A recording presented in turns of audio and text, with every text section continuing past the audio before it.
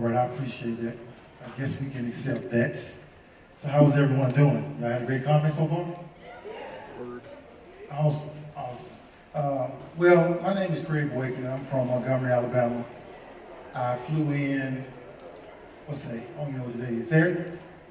I flew in yesterday from Montgomery, Alabama. Now listen, I'm not used to this cold weather. I got here, it was absolutely freezing to me. Because in Alabama, we still wearing shorts and t-shirts.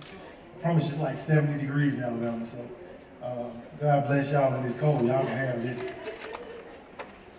My man back here, you gonna talk during the whole presentation, bro?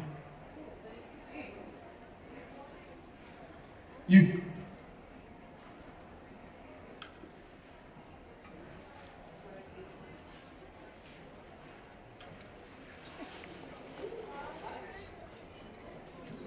You gonna talk during the whole presentation? Can y'all separate?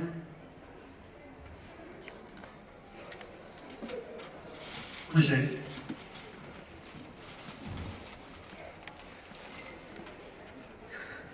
All right, you guys, I'm really not a butthole, I promise. I just want y'all to be able to listen to what it is that I'm going to bring to the table for you and get it, comprehend it, and understand it. Have a nice day, sir.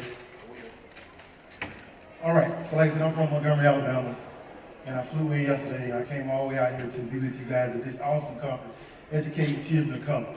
I think that's an awesome, awesome title. And what I plan on doing in this session is, what time is this session in? 2:30 or 2:45?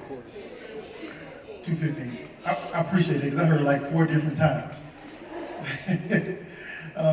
2:15. All right, so what I want to do a little bit, I'm going to share my story, a little bit of my story with you guys, and then we're going to go through some slides and talk about how you can maximize yourself as a person of color, especially when it comes to education. And if you guys have any questions, I'll give you an opportunity to ask questions, and then we'll move on. So, like I said, I was born and raised in Montgomery, Alabama. Now, I'm from the South. I've been in the South my whole life. Anybody ever been in the South? Been in the South? We got a couple. What you say, cowboy? I don't have no cowboys in the South. That's Texas. I'm talking about Georgia and Alabama and Florida and Mississippi. The country, I'm talking about the country South, where you eat ham hocks and pig feet and oxtail. Chitlins, right. That's what I'm talking about. In Texas, they eat briskets. So I was born and raised in Montgomery, Alabama. Now, as you guys can see, I'm black, right? I'm African American. So in the African American culture, there is kind of this understood rule. Some of you may know the rule, right? When you get too grown and you can't follow your mama directions, it's time for you to do what? Get out. Now, my mama was 13 when she felt like she didn't want to listen to her mom anymore. She would stay out all the time at night, thought she was grown. So my grandma told my mom, you got 2 choices. You can get out, or you can get the heck out. But you gotta go. So my mom moved from New York to Montgomery, Alabama. You know how young folks, they think they finna go with their auntie and get away with all type of stuff now. So she moved to Montgomery, Alabama. Now, my mom dropped out of school when she was 13. So when she got to Alabama, she didn't go to school anymore. So around about 15, she was at the local McDonald's. And she saw this guy. Girls, you know how it is. You see this guy, you think he's so cute. Oh my God, he is so sexy. I gotta get his phone number. So she saw this guy, she thought he was super cute. She got his number. He was 17, she was 15, and they dated for a while. And eventually one day, I guess they did what grown people do, and they got pregnant. They got pregnant with me. So my mom was 15 when she got pregnant with me. Now, this same guy that she thought was so sexy, when she told him she was pregnant, his response to her was, well, what does that have to do with me? And he left and joined the military. So I was still in my mom's stomach when my daddy decided he didn't want to be around anymore. So now you have this 15-year-old who is terrified out of her mind. So my mom had me at 16, she had my brother at 18, and my sister at 21. My mom was 21 with 3 kids with a 7th grade education. Talking about life being hard, life being difficult. Well, when I was around about maybe 1, 2, my mom ended up meeting this guy. And this guy was about 6'6", 315 pounds, and his nickname was Death. D-E-A-T-H.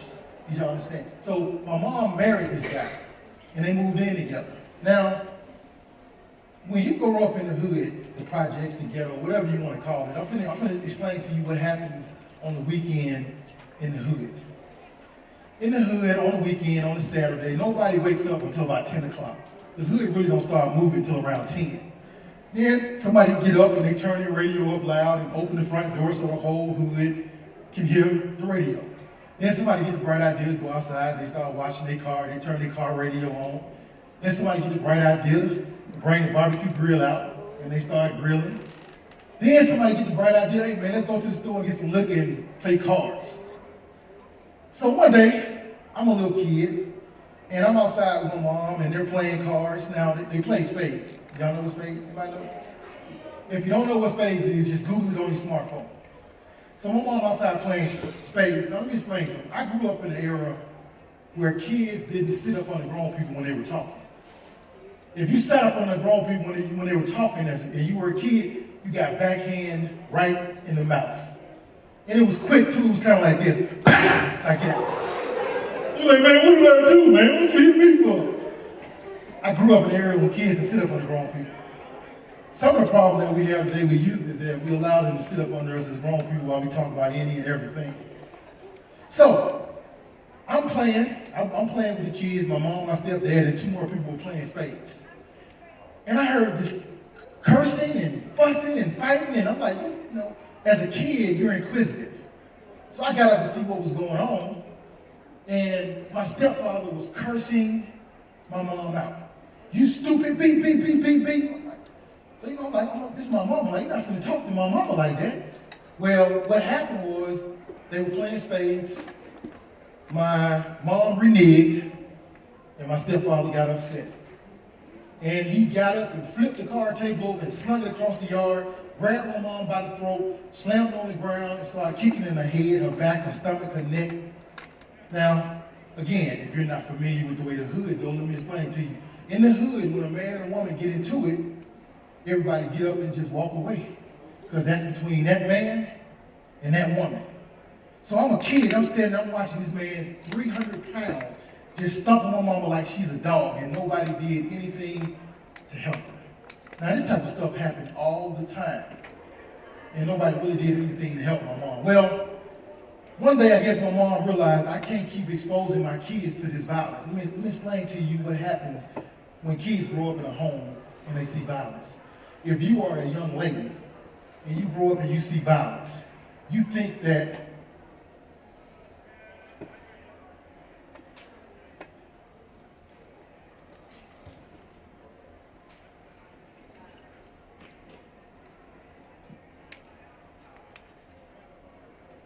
when you grow up in a home and you see violence and you're exposed to violence, you think that as a young lady, you're supposed to let a man put his hands on you. If you grow up in a home and you see violence and you are a young man, and you think that you're supposed to put your hands on a young female. That's just normal. Well, I guess my mom figured out I can't keep exposing my kids to this type of violence. So she left and moved into what's called a shotgun home. Anyone know what a shotgun house is? Y'all ever heard of a shotgun house? A couple people, that's because they lived in the South. Well, let me explain to you what a shotgun house is. A shotgun house is when you stand at the front door. You can see the living room, the bedroom, the kitchen, and the bathroom all in one site. You don't turn no corners, you ain't bend no corners, you can walk through the whole house in 3 seconds. So we moved to a shotgun house. Now I was in the 3rd grade when we moved into this shotgun house. And I didn't know what was going on at first, but one day I realized that something's not right with my mom. Now we talking about 1986, 87, so they didn't have all these fancy crack pipes like they do now. Back then, what they did was they took an orange pill bottle from the hospital, the pill bottle you get from the hospital, and they poke a hole in the side, they stuck a tube in it, put aluminum foil around the top, put a rubber band on it, and they smoked crack out of that. So I was in the 3rd grade when my mama started smoking crack. 3rd grade. Now, I'm sleeping in bed. I want y'all to imagine this. It's a school night. You in the 3rd grade. It's 1 o'clock in the morning. You sleep. and you hear these horrible screams calling your name. Craig, help, help. So I get up, I run in the living room, and there's my mom. On the bottom, this guy has his knee in her chest, ripping off her clothes, punching her in the face. Now, I'm a kid, I'm in 3rd grade, so I'm terrified out of my mind. It's 1 o'clock in the morning. My brother got up, he ran in the kitchen, got a butcher knife. I picked up a lamp off the table, and we began threatening the man to leave my mom alone. It's a school night. I'm in 3rd grade, and this man is trying to rape my mom right here in front of my eyes. And not only that, he's on crack. Have y'all ever seen cops? Have y'all seen them crackheads when they be on cops? Have y'all ever seen how strong they be? It take like 15 police officers to beat up a crackhead, right? Right. Because when you get on crack, you get super strong. So I'm in 3rd grade, I'm standing there looking at this grown man who is sprung out on crack, trying to rape my mom. And I pleaded with him to stop. And eventually he got up and he walked out the front door. And he left. But I had to calm my mom down, go get back in bed, and get ready to go to school the next day. What y'all think about that? So I got up the next day and I went and sat down in the classroom, and the teacher got up, 3rd grade, and she talking about adverbs, y'all. Pronouns. Christopher Columbus. And I'm sitting there looking at this woman like, woman, I just had to fight a crackhead off my mama last night. I don't care about Christopher Columbus. I don't care where you put a pronoun. I don't care about comma. You can take this comma and shove it, as a matter of fact. I started to hate education. So I sat in the classroom and did absolutely nothing in the 3rd grade. And then one day, they called me to the office, 3rd grade. And they said, Mr. Boykin, do you remember the test we gave you? I don't remember no test. They said, well, your results came back from your test. And they say you got a learning disability and we're placing you in special education. Y'all putting who in special ed? Y'all kidding yourself, I'm not going to special ed. I'm a girl I want to talk to her going to special ed. They said, well, Ms. Boykin, you got to go to special ed. So I got up and I went to the special ed classroom. I walked in, the teacher, how you doing, Craig? Welcome to special ed. I'm like, woman, what you so happy for? Nobody want to be here. Welcome to special ed. What's wrong with you? This ain't no amusement park, man. Nobody want to be in here. So I went and sat down in the special ed classroom, and the teacher came over and she gave me my paperwork. And she said, Craig, this is all your work from all your teachers. Your teachers, they're giving you an opportunity to make up your work. I said, okay. So she put the paper in front of me. Wow. Welcome, you guys. We're going to wait till you guys get seated. We're glad to have you. How you guys doing? Hey, one person said something. It's a friendly crowd. I'm messing with y'all, man. I like to have a good time, man. Y'all relax, relate and release, man. Calm down. Yeah, you're so stiff.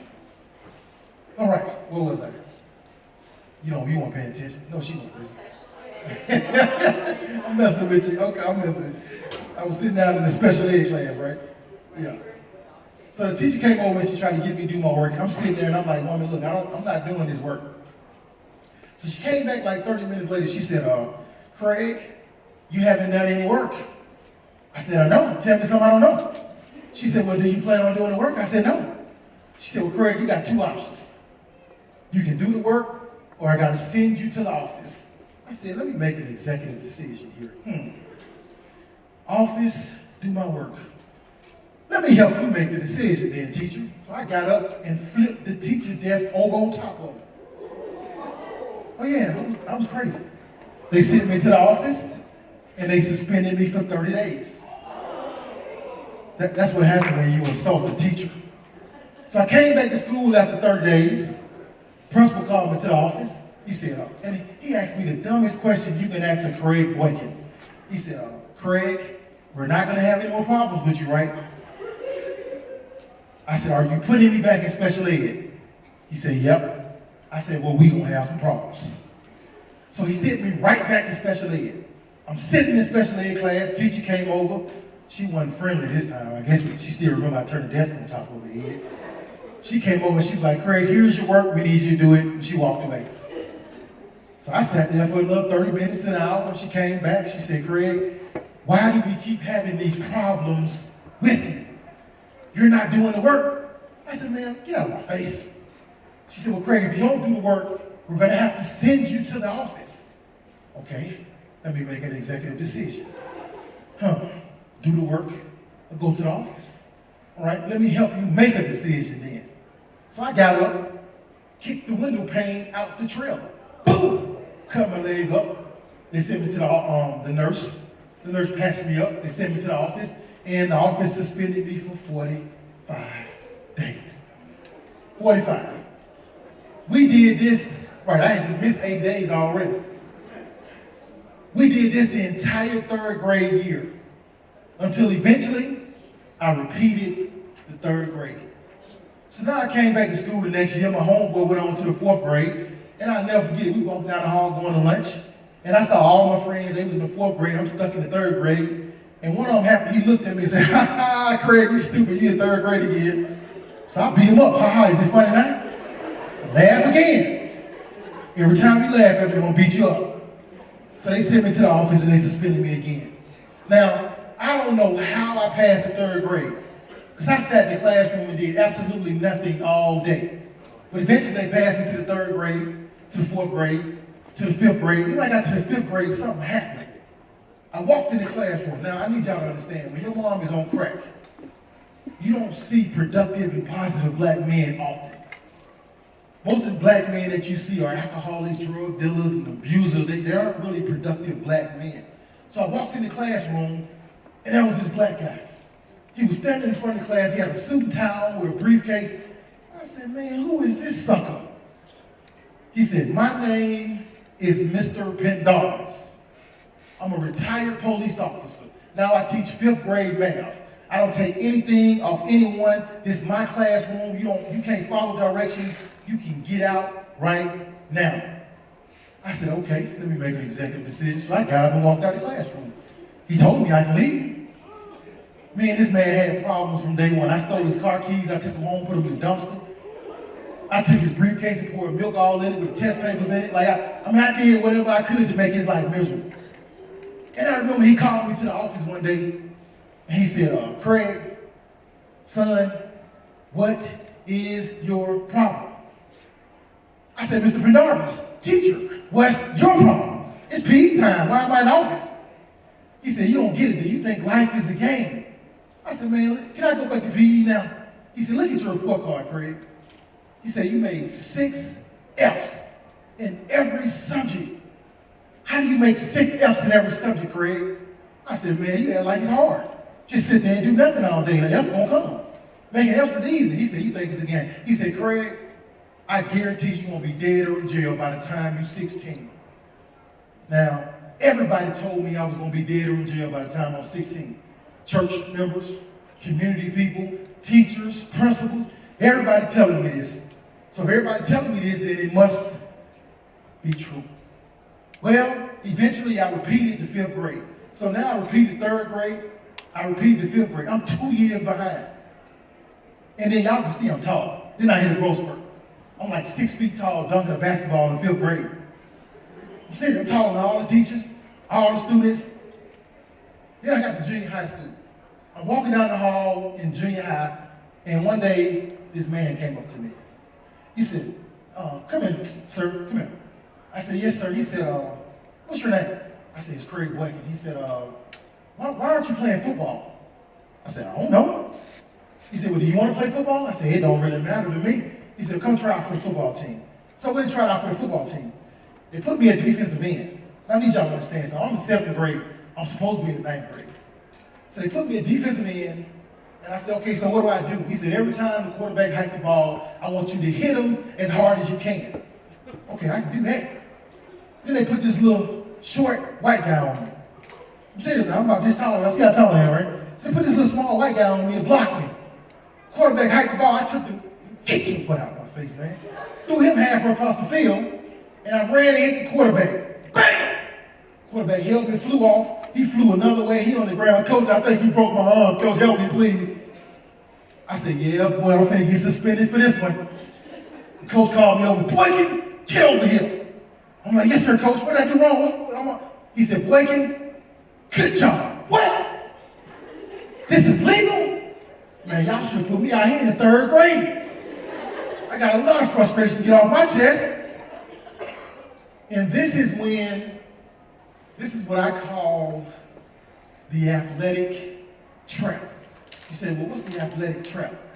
The athletic trap is when you take a African-American boy and you put him on the football field and he can run faster than everybody.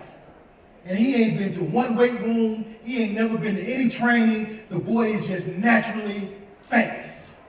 Or when you put a black boy on a basketball court and he can dunk a basketball when he's 13. You didn't train him, you didn't teach him, he's just naturally gifted. So what happens is you put these young black boys in the sports and they fall into the athletic trap because people start telling them, you're going to be the next LeBron James. You're going to be the next Kobe Bryant. So they begin to believe that, but they still don't value education.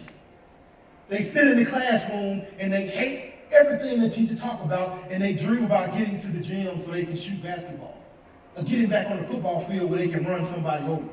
So this happened to me. Played football, won city championships. They put my face in the paper, gave me trophies and plaques, got all the way to the 10th grade. And they came and recruited me to play football at a private school. So I went and played football at a private school. Now I need y'all to understand something. Public school and private school are as different as night and day. So I went to this private school and I played football, played basketball for them, and then they called me to the office one day and they told me, they said, Craig, you don't have enough credits to graduate. You're 17 in the 10th grade. You don't have a place here anymore. We think you need to go back to the public school. So they gave me my transcripts. I got up and I walked out and I made an executive decision that I was never going to return to anybody's school again in my life. I'm 17. I'm not going to go back to 10th grade at 17. When my brother was in the 7th grade, my brother joined the gang. The gang told my brother to bring a gun to school. My brother brought the gun to school, gave it to the gang leader. The gang leader took the gun home and robbed somebody. Brought the gun back to school, gave it to my brother. My brother put it in his locker until my 7th grade.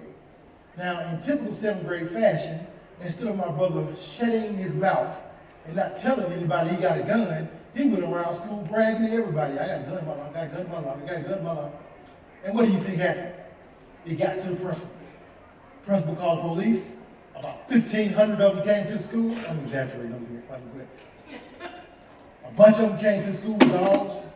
They found the gun in my brother's locker. They handcuffed my brother, and they took him to the youth detention facility at 13. And they kicked my brother out of school and told my brother, you can never return to a public school in the state of Alabama ever. So let me explain to you what happens when you kick a young black male out of a house. When he grew up in violence, he saw violence, his mom was on drugs, and he's acting out, and you kick him out of school, what happens is the streets does this. Come on, we got another one. So my brother went out there and started gangbanging, stealing, robbing, ended up in boot camp when he was 14, stayed in boot camp for 2 years, got out at 16, went to prison when he was 17, got out of prison at 21, went back 6 months later, and stayed until he was 30. So basically from 14 to 30, my brother was incarcerated somewhere. Now you guys know the statistics.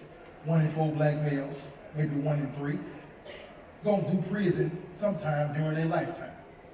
Sad. That number increases and almost doubles if you don't get an education. So now that I dropped out of school, I'm trying to figure out what am I gonna do with my life. Got out in the real world and started working all type of crazy odd jobs. Subway, McDonald's, Burger King, Church's Chicken. Y'all got Church's Chicken here? No? You know this ain't no predominantly black city. How y'all have no Church's Chicken? But y'all know what I'm talking about though, right? Y'all need to petition to get a Church's Chicken here. We had one. Somebody said we had one. They went out of business. They're never. So I started working at Church's Chicken. They put me on the back line. They said, Craig, we need 20 legs and about 15 thighs. I dropped the legs, I dropped the thighs. When they clocked out, they got in my car and left. That man is still looking for me at Church's Chicken. You understand? I hated working at all these fast food restaurants. Well, one day, while I was living at home with my grandmother. I'm walking around my grandma's house and I see my grandmother's purse on the counter. So I went in my grandmother's purse and I took her checkbook. And I went to the bank and I made the check out to me and I cashed it. My grandma didn't know anything about this. And it worked. So I'm like, man, that's the easiest money I've ever made in my life. So guess what? The next day, I saw my grandma's purse. I went in again and took her checkbook again. I did this for a while. And then one day my grandmother called me and she said, baby, that's how grandma talked to me. Baby, you been stealing grandma money? No, grandma, I'm not taking your money.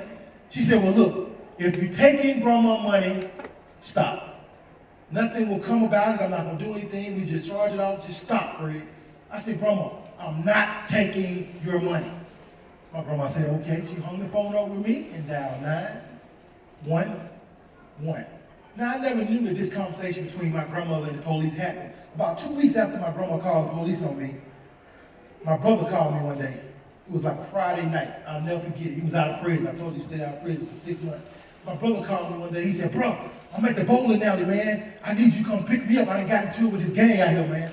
I said, well shut up and then just get in the car. He said, man, we walked up here. I said, I'll be up there in a minute to get you. So I went to the bowling alley, picked my brother up, and it was 4 of my brother and his friends. It was 4 of them total. It was 55 of the other dudes. I'm like, 4 against 55. Why don't you just shut up? My brother, he ain't take that off anyway. So he hanging out like the window, blah, blah, blah, blah. Like, what? Shut up and get in the car. So we got in the car and we drove off. And when we got to the traffic light, we sitting in the traffic light now. And all of a sudden I heard, like, what is that? I didn't know what was going on because I had never been in that situation before. But when I realized what was going on, they were shooting my truck up. One car pulled in the front, one car pulled in the back. They got out and they started shooting my whole truck up, front to back. Now, you would think that bullets sound like boom, boom, boom. That's how they sound on TV, right? But in real life, when a bullet is zooming past your head, it's moving so fast that it's like, because it's shooting past your head. And I hope no one here has ever been shot at. But when you get shot at, what happens is like time stands still. I can almost see how you can get killed and you can see it happening, but you can't move and adjust and because it's like you can't control your body when it happens. So I blanked out. And when I came back around, all I heard was, oh my God, you've been shot in the head.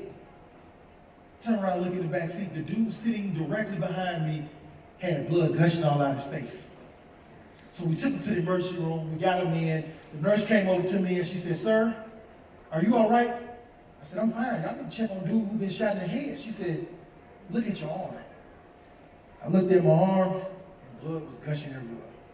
I had been shot in the arm and I didn't even know it. Because when you get shot or shot at, your adrenaline is pumping. And half the time you don't even know it. You ever watch one of those First 48 or one of them cop shows, somebody gets shot and they take off running and they fall like 12 feet away? They didn't even know they were shot because you're adrenaline. So now I'm shot. Now, 2 weeks after getting shot, I'm at my grandmother's house, and you guys aren't considered the Bible Belt. This is not the Bible Belt out here, right? It is or it isn't? It's not. Well, in the South, when you go to your grandma's house on the weekend, I don't care what you do all day Saturday, what you do all day Saturday night. On Sunday morning, y'all know what you're doing? Church. Going to church. And my grandma was the superintendent of Sunday school, so we had to be there at 8:15 in the morning. And let me tell y'all something, black churches want to stay in church all day. We didn't get out of church until 1 or 2 o'clock. So really, I had one day during the weekend, that was Saturday. Because Sunday, I'm in church all day, like school. So this day, my grandma came in, and she said, baby, you ready to go to church? I'm like, grandma, I'm 19, man. I don't want to go to church today. I've been going to church all my life with you. I'm sick of looking at these folks at church running around and shouting, running the walls, and speaking in tongues and all this stuff. Freaking me out. I don't know what's going on. Listen, I promise y'all, the first time I saw my grandma catch what they call the Holy Ghost and started going crazy and jumping up, I thought she was dying. I started crying in church. Like, grandma, what's wrong with you? Man, I helped my grandma. I probably didn't know what was going on. So I told my grandma, I don't feel like going to church late. So I said, Grandma, matter of fact, I need the car. I'm going to drop you off at church, and I come back and pick you up. So I dropped my grandma off at church. I'll never forget it, y'all. Sunday morning, 1997. I'm on the way home, 8 o'clock in the morning. I got Tupac on in the radio, and this is what I hear. Y'all know what that is, right? For those that don't know what that is, let me explain to you. That is the police. They hit that horn one time to let you know they're behind you. So the police pulled me over. He came to the car. He said, sir, I need to see your driver's license and your registration. So I gave it to him. And he went and sat back in the car. Now, hopefully this never happens to you guys, but I'm going to explain to you how you know you're finna go to jail. This is what's about to happen. First, you're going to be sitting in the car like everything normal, you know. Then all of a sudden, you're going to notice that it's been 10 minutes and the man ain't came back to the car yet. What is this man doing? Then you start looking in your rearview mirror. And you start getting that uncomfortable feeling in your stomach. Now, this is how you know for certain you're going to jail. The second police car pull up. When you sit in that car, it's been 10 minutes and the man hadn't came back, and you see a second police car pull up, you're in trouble. So the second car pulled up. They both got out. They came to my vehicle. They said, Mr. Boykin, I need you to step out of the vehicle and put your hands on the hood. So I got out, put my hands on the hood, and they started patting me down. He said, Mr. Boykin, I hate to tell you this, but you got 3 warrants for your arrest. So they took me to the county jail. And they put me in a jail cell by myself on a concrete slab with a thin blanket and a dirty pillow. And they told me I can flush the toilet 2 times. I said, well, what happens after the second time? He said, whatever's in the toilet stays in the toilet until the next day. Yeah, they don't, in jail it's not a vacation. So I'm sitting in the jail cell and I'm thinking to myself, I done messed up. I done messed up bad. And the next day came and the judge was gonna sentence me to 366 days in jail. That's called a year and a day. But I pleaded with this man not to, and for whatever reason, he gave me a second chance. Now I want y'all to remember something. I'm trying to figure out what I'm gonna do with my life. I'm 19. I've been shot 2 weeks ago. Now I'm entangled with the jail system. I gotta do something different. So I made a decision that I was gonna go to Job Corps. Y'all know what Job Corps is? So I went to Job Corps and stayed there a year and a half. And after a year and a half, I got my GED and a diploma in retail sales. It was the highlight of my life. Y'all know what a GED is, right? Y'all heard of it? So I got a GED and I got a diploma in retail sales. After the Job Corps, I decided to go to the military. They sent me to Fort Hood, Texas for 3 years. When I was getting ready to leave Fort Hood, Texas and go back to Montgomery, Alabama, somebody mentioned to me, why don't you go to college? College? Are you kidding me? My mama dropped out. My daddy dropped out. My brother dropped out. My sister dropped out. And I dropped out. Ain't nobody in my family graduated high school and you talking about college. Man, kill yourself, jump off a bridge. I'm not finna embarrass myself to go before college and look like a fool. Well, they said, well, have you ever heard of the GI Bill? I said, well, what's that? They said, well, the military has money. They'll pay you like $1,300 a month if you go to college. They're gonna do what? They're gonna give me some money? $1,300? Can I sign up right now? I'm ready to go to college. So I took myself onto this college campus, y'all, and I signed up. I want to be a student on this college. Now, they put me in remedial English and remedial math. So I asked the lady, I said, ma'am, what does remedial mean? She said, oh, well, remedial is a class for students who aren't quite up to it and they need a little bit more help to get ready for the regular classroom. I said, oh, y'all got special ed in college. Don't try to buff it up like it's something better, it's special ed. So they put me in this remedial classroom and the teacher got up and told us to write a 2-page paper about our life. I said, man, I got that, but I've been through a lot. I can tell this woman a whole bunch. When they sat down in the computer lab and I started typing, it took me 9 hours to type a 2-page paper. Printed it out, gave it to the lady. She came back to class the next day. She said, hey, John, I see that you're starting your own business. Congratulations. Hey, Megan, I see that you guys went to the Grand Canyon. Congratulations. Mr. Boykin, I need to see you after class. So I got up. I said, yes, ma'am, what's the problem? She said, Mr. Boykin, is this a real paper? And she ticked me off. What you mean, woman, this is a real paper? It took me 9 hours to type this paper. You better believe it's real. She said, well, Craig, the problem with your paper is You have no commas, no periods, no quotation marks. You got one run-on sentence for 2 pages. All I remember in school was you put a capital letter and then you write, and when you're done, you put a period. And what grade did they teach you in 3rd grade? I told y'all I checked out in the 3rd grade. She said, Craig, you're writing on a 3rd grade level. You're a freshman at Auburn University and you're writing on a 3rd grade level. Maybe you need to go and just get a job. Maybe college is not for you. I said, you a lie. I told her, you a lie. I said, explain to me what remedial mean again. She said, well, it's for classes who aren't, for students who aren't ready for the regular class. I said, so you're telling me that I'm so stupid that you can't help me when this class is designed to help students like me? She said, what? I said, no, don't stutter now. Long story short, y'all, some of y'all getting ready to go to college. It takes most people 4 to 6 years to graduate undergrad. I graduated undergrad in 3 years because I was just that determined. I'm trying to understand something. First person in my family to graduate college. I did it in 3 years, but I wasn't satisfied. I wasn't content. Went back to school and got not 1, but 2 master's degrees. You trying to listen to me? Not 1, but 2 master's degrees. Still wasn't satisfied. Went back to college. And if you look at the program under Rise Above, what does it say? Dr. Craig Boykin. Is that what it said? Doctor. My mama is 52 or 53, one of them, and she's still somewhere smoking crack right now. People fly me all around this country, pay me a lot of money. I've published 5 books. I couldn't even write a 2-page paper when I first got to college. I've written 5 books, y'all. I came all the way from Alabama to tell somebody in this room that they can be the first person in their family to go to college. They can be the first person in their family. Let's see if it's going to change it. Do me a favor. Go up there and just hit the arrow for me, because this doesn't seem to be working. They can be the first person in their family to write a book. This conference is about educating children of color, right? I'm a child of color. I dropped out of high school. Went through all types of stuff. Go to the next one. Go to the next one. Right there. And my mom is still doing crack. So what I'm going to tell you guys is, I don't care what your mom did, what your dad didn't do, what you've been through in life. None of that has to affect you as an individual. You guys are your own person. You can turn a situation that was meant to be horrible into something great. It don't matter where you come from. It don't matter what the situation looked like.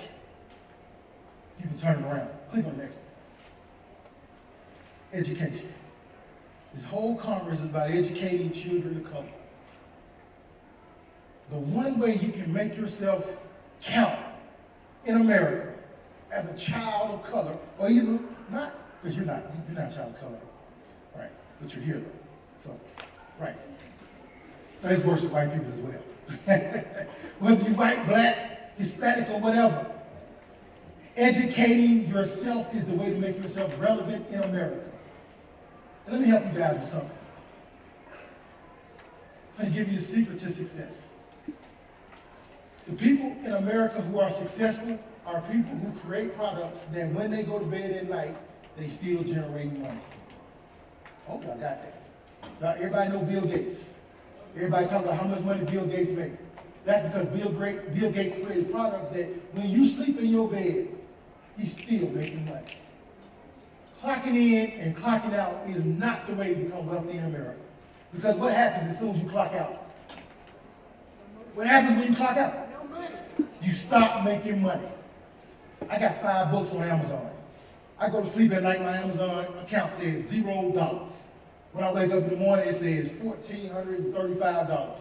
Overnight, somebody bought 100 books overnight while I was sleeping, slobbing all on the pillow. Making money while I'm not even doing anything. That is the secret to being successful in America. I'm telling you guys, but it all starts with educating yourself. Only 25% of people in America have a bachelor's degree. Now, there's a lot of people in America, but only 25% of those people have a bachelor's degree. Only 11% have a master's degree, and only 3% have a PhD. You know why everybody doesn't have a bachelor's degree? Because if it was easy, everybody would be doing it. And I'm going to tell you what's going to happen when y'all go to college. Your freshman year in college and your sophomore year in college are going to be your most difficult years. You know why? Because those are the years that they weed out people who really don't belong there, or don't want to be there. Your freshman teacher, she's going to give you all these papers to write. You're going to have all these different classes that you don't like. But guess what happens when you get to your senior level? When you become a senior in college, half the time all you do is just go to college, go to class and you just talk about what you know. I had senior classes, we didn't take a test the whole semester. We didn't write a paper the whole semester. We had one group project, and everybody made an A in the class. Because once you get to that senior level, they know that you're not playing, you're serious. Next slide. Life decisions. Life is about choices. Life is about choices. You have the ability to transform your entire life with one choice. But the thing about choices is, even if you don't make money, you still made money. I don't know if y'all heard what I just said. The thing about choices, even if you don't make one, you still made one. All my homeboys that I grew up with, when I left and went to the Job Corps for a year and a half, in the military for 3 years, in college for 12 years, they were still doing the same thing. Next slide. When I told y'all, this is what my choice got me. All these jobs up here are jobs that I had. I worked on the back of a garbage truck for 1 day. I worked at Arby's for 2 weeks. I worked at churches for 3 hours. I buffed floors for 1 day. I was a janitor at a company for about a week, but that's just because I found a little hiding place. I used to go sleep in the back like a closet every day. They ain't know where I was. I'm telling you, my choices, those are the jobs that I landed. And I work for myself now. I don't work for anyone. This is all that I do. So, how much do y'all think I charge people for 1 hour when I go and speak? $1,000. $2,500. What else? You need to be my manager. You said that over here. You said what? 300? 3 what? Leave the jail right now. You said free. Did she say free? Somebody go escort her out. No, I do speak for free at place though. But whoever said $2,500 is right. I usually charge people between $2,500 and $5,000 to speak for 1 hour. I'm a high school dropout now. And I don't say that to brag. I'm not bragging, because I had to work my way up to that. I spoke for free for 10 years before somebody paid me to do this. But I perfected my craft. Well, the reason I tell you how much money I make is because I want you guys to understand, you don't have to become the status quo. You don't have to work for somebody else. I know 16-year-olds right now that are writing books. How do I know it? Because I coached them on how to do it. I went to their high school, I spoke at the high school, they came up to me and said, Mr. Craig, I got a story just like yours. I done been through a lot. I said, well, put it in a book. I sent them a book template, and right now they're writing a book at 16. 16. Young people around here changing the game every day in America. Young people like you, they're innovative, and they're doing things that nobody ever heard of. You guys are thinking outside of the box. Next slide. Leave your print on this world. When you leave here, how are you going to be remembered?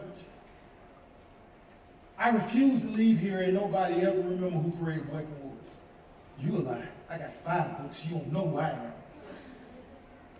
Leave your print on this world somehow. Next slide. Surround yourself with those on the same mission as you. My grandma used to say to me all the time, Craig, if you lay down with dogs, you're going to get up with fleas. I said, Grandma, what the heck does that mean? I'm tired of all these old time sayings, and then guess what? When I got older, those things she said to me, I started to realize what she meant by them. The night I got shot and almost died in that truck, it was because I was playing with dogs.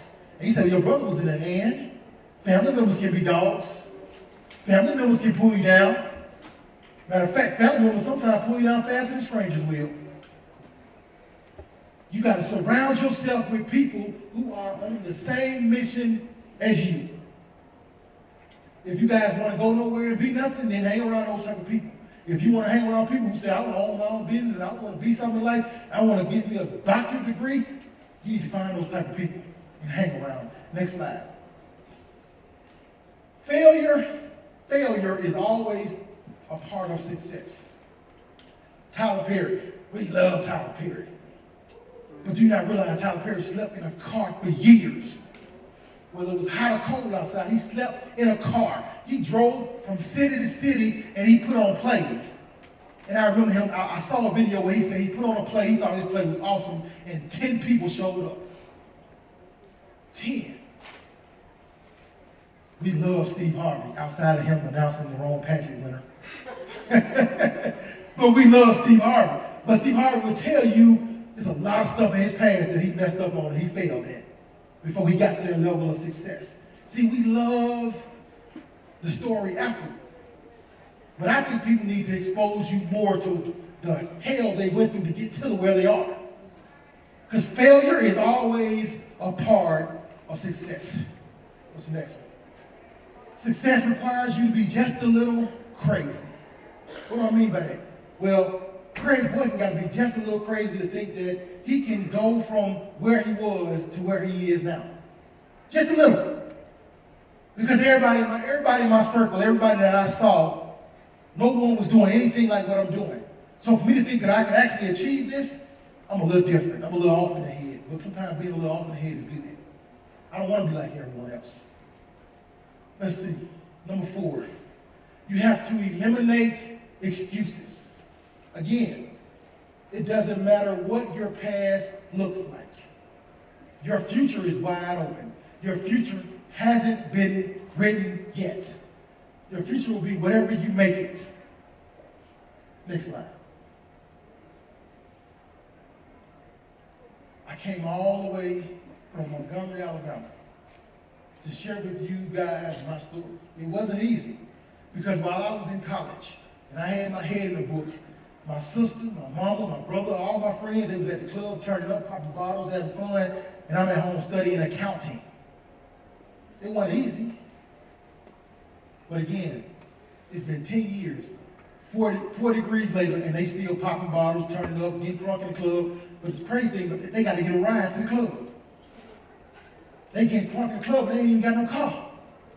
My sister is the queen of January through April.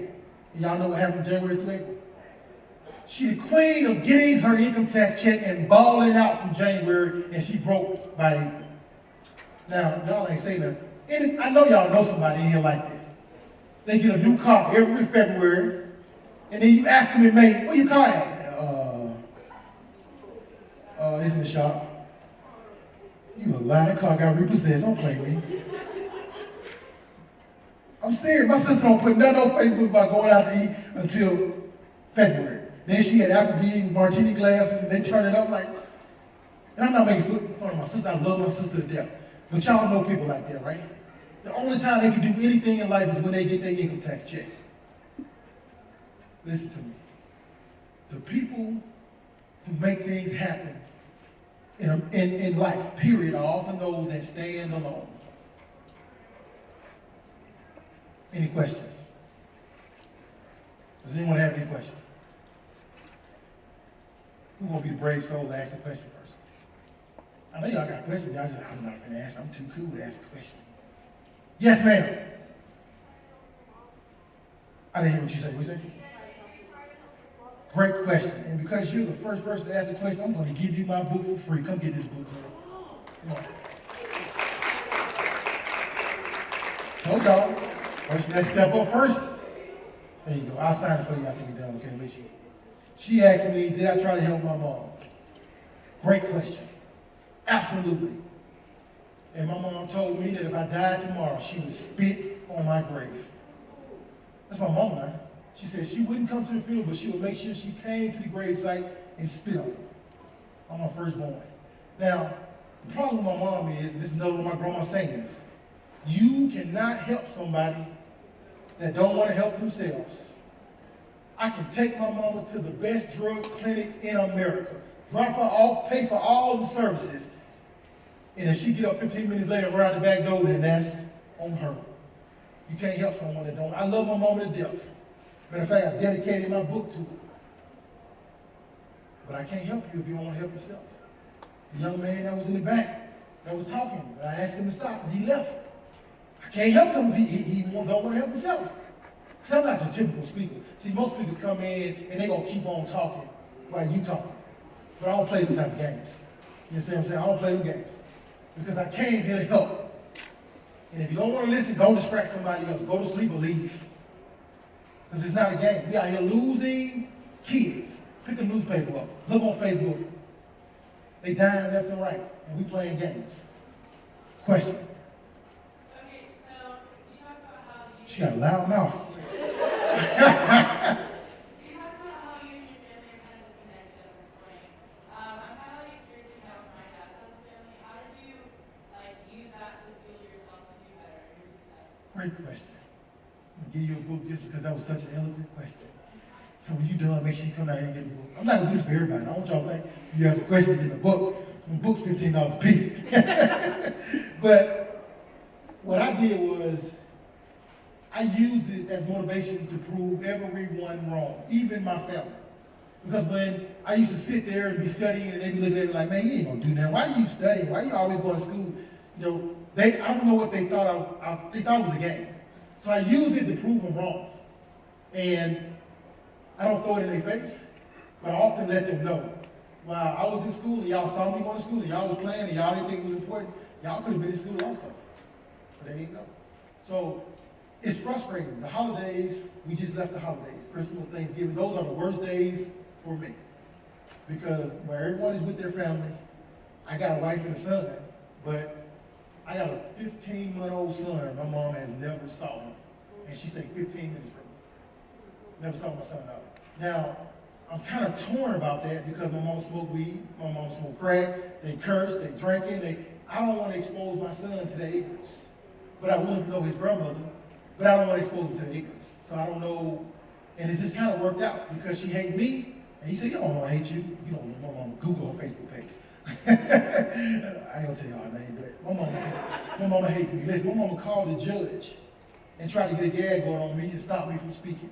She told the judge that I was defaming her character, I had telling my story, and I was dogging her out and making her look bad in the media and the public, and she tried to get a gag order on me.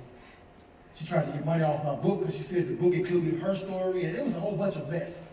So, I mean, I can't control other people's actions. I can only control mine. I see y'all back there. I see y'all, but I'm going to get right here.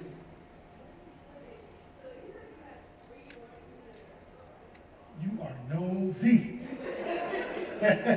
Well, one of them was for a seatbelt ticket. I didn't have a seatbelt on, I got stopped. Another one was for stealing checks from my grandmother. And another one was for a young lady I was dating, and we broke up, and she went and signed a harassment warrant. He said that I harassed her, but I really didn't. She was just salty because I broke up with her. So, yeah, that's what they were for. I'm going to go back here first. Yes? Yeah. Who would you say was the most influential person in your life? Great question, girl. What was the most influential person in my life? I would have to say that would be 3 people. My grandmother, because regardless of what I did, she was a praying woman, and she always prayed for me. The sad part about it is she never got to see this prayer. Now, if you're a religious person, a spiritual person, you believe she's somewhere right now, she sees this person. But my grandmother, my 6th grade teacher, who was Miss Gaston, and Miss Gaston was the first person to ever tell me, Craig, I see how you acting a fool in my classroom, but this is not who you are. And then a tutor I had in college who never judged me, and she didn't put me down because I didn't know how to read or I didn't know how to write. She just helped me. So it was 3 people. And ironically, I dedicated my book to all 3 of those people, along with my mom. I dedicated my book to a couple different people. I'm going to come back to you. Let me go right here, my man. Great question. My brother. My brother got out of prison in 2012. And if you ever, you know how people are when they get out of prison, they super highly motivated. They want to save the world, change the world, write 18 books. And so my brother got out on fire. Like he got out like, man, I'm not going back. I'm trying to turn my life around. I'm trying to start a business. Started out great, and it's kind of like this. And then it kind of plateaued out. And now he's not banging and selling drugs, but he kind of slowly hanging around some of them old friends. They coming back now. And I see on his Facebook page, he'll be like, I'm over here with Trap. We finna get ready to go to the club, you know. And again, I told you, hang around with dogs. You gonna get up with fleas. So I love my brother to death. And he's working. I mean, he's not, you know, he's trying to do right. But that old life kind of stuck him back in. Yes, sir. So, with what you were saying about the special, like how they knew the classes and everything, do you think that how they presented everything and approached you with the with how they wanted to put you in the special ed classes changed your view on how you would actually do work, like how they approached you with it? You mean, are you saying the way, okay, so are you saying that the way the teachers presented it to me is why I didn't like it? Yeah, the way, like, the whole, like, education system. Yes. Well, the thing with that was, I had so much going on at home. Nobody ever inquired about what was going on outside of the four walls of school. And had somebody pulled me into an office or sent me to a social worker or a counselor and said, Craig, what in the world is going on at home with your mom? Like, is everything? Well, nobody ever did it. They just assumed that this little black boy was from hell and he's bad. You know what I'm saying? I mean, and so, and I need y'all to understand, like, this school system thing is a big problem. So what they do with black boys when they bad and they acting out, they stick them in special ed to try to cover up the fact that they don't know how to deal with it. Because when you put a young black male, white male or Hispanic male, but I'm talking about black males because I'm black. When you put a black male in special ed, if he fails, you're no longer accountable for him failing. Because you can always come back to the fact, oh, he's special ed. We did all we can do for him. It's a heavy problem. Let's go to one of the parents. Yes. Okay, the phrase that your grandmother used, have you ever thought about putting some of them in the book that when you write something, it brings back to your grandmother, and the phrase she would say to you, for instance, one about, you know, basically we are horse of water or standing tree. I never thought about that. That's a great idea, but it brings me to, I met a gentleman a couple of months ago named Earl Mills, who couldn't read until he was 48, started reading at 48, then he wrote a book. And he got a book that's called Things Mama and Them Used to Say. Okay. So it's exactly what you're talking about. And everything in there is old sayings that old people used to say, what they mean and how they affect. So had I not met Earl, I probably would have wrote that, but Earl already didn't tackle that. You know? If you know, I see what you think, but if you know your lyrics, I'm sure that all that you're going to say has been things you go, aha. Yeah. At one point or another, as you're progressing through your life, have you not done the aha moment? Oh, all the time. Grandma, you were right. All the time. Sorry, you were right. Okay, I got you. Just never thought about putting them in the book. Great idea. Let's go right here.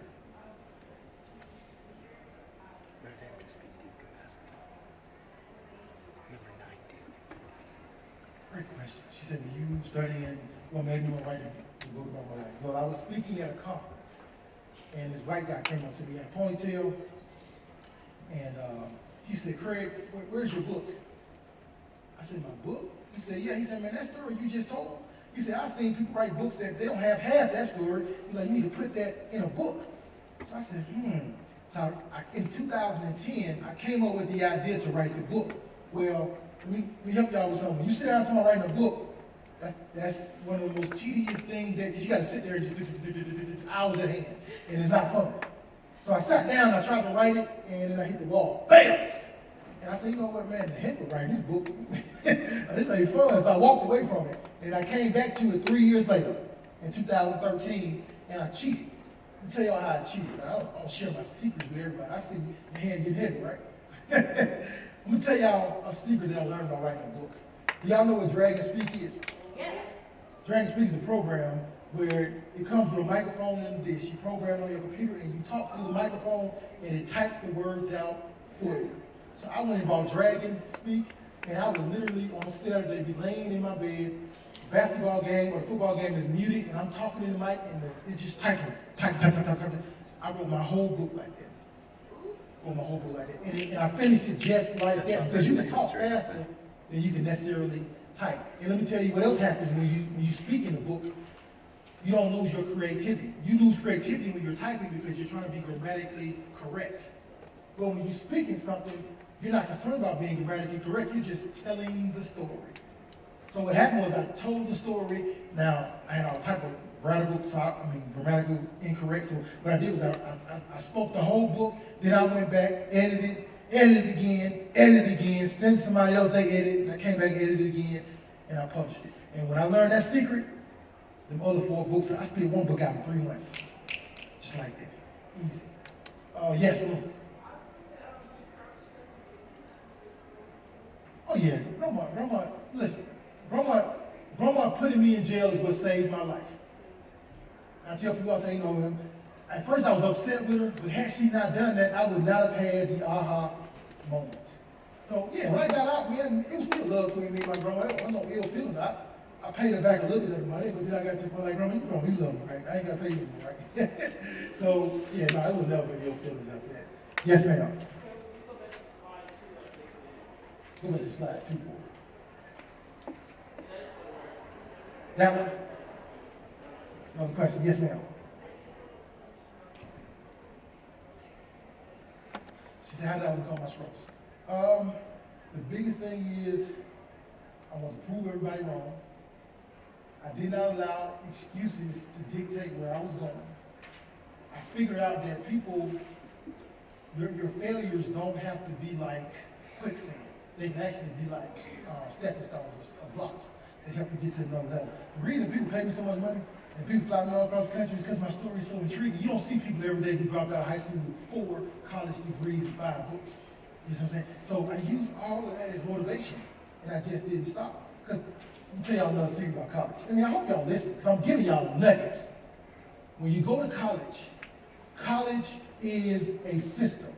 When you figure out the system, you'll understand that it's not for the geniuses, the valedictorians. It's for people that figure out that this is a system. What do I mean by a system? Well, research your professors.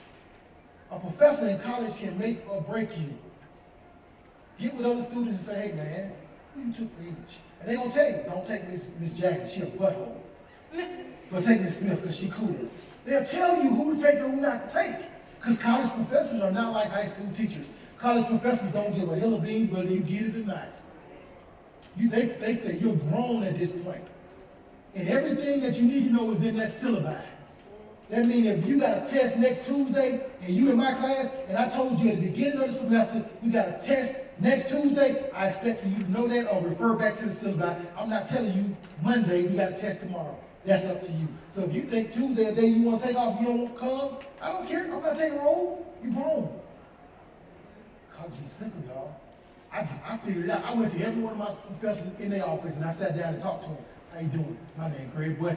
I'm on crack. I dropped out of high school. I'm in college. Can you help me pass? All of them knew who I didn't say it like that, but they eventually knew my story. Because guess what? They know that Craig come to class. I sit in the front row. She got a question. I raised my hand. I turned in all my homework. I did everything she asked me to do. And when it comes down to pass or fail, if she sit in the front row every day and I know her, she asks questions, she turn her homework in, I'm gonna pass her. But you sit in the back and I don't know you, you go to sleep. So be it. You're gonna take that F in this class. And taking F's in college is different because that's $1,800 you just threw down the toilet. Because now you got to pay it. You say, well, I ain't paying it, financial aid paying it. Keep thinking that. Because as soon as you graduate, financial aid gonna come. I'm not financial aid, but the student loan people will come knocking. He said, well, I ain't got to pay it. Keep thinking that. They're going to get their money one way or another. They'll start garnishing your check. Question. What time is it? 2:15? Is that what y'all got? So I'm going to take one more question. And she already had it. I got two. I got you and you. Last 2 questions. Yes, sir.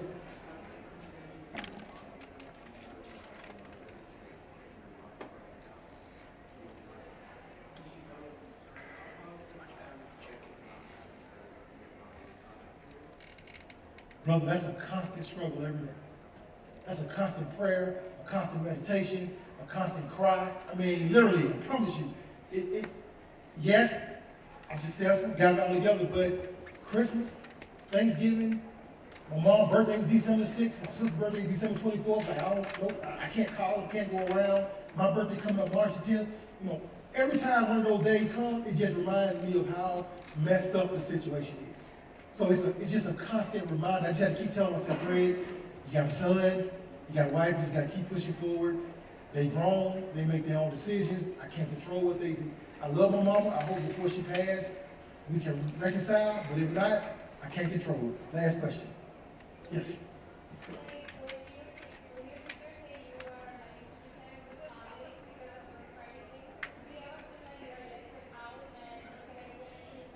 I couldn't hear you. Somebody was up there just burned off the window.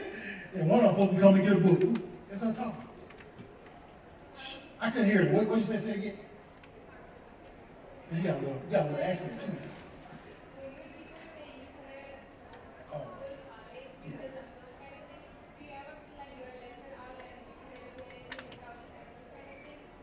So when my teacher said that I couldn't make it, do I ever feel like, no, there's always something else to achieve. Is that what you're asking? Like, have I maxed out? No. I'll max out when somebody paid me $100,000 to come speak. But no, there's always room for improvement.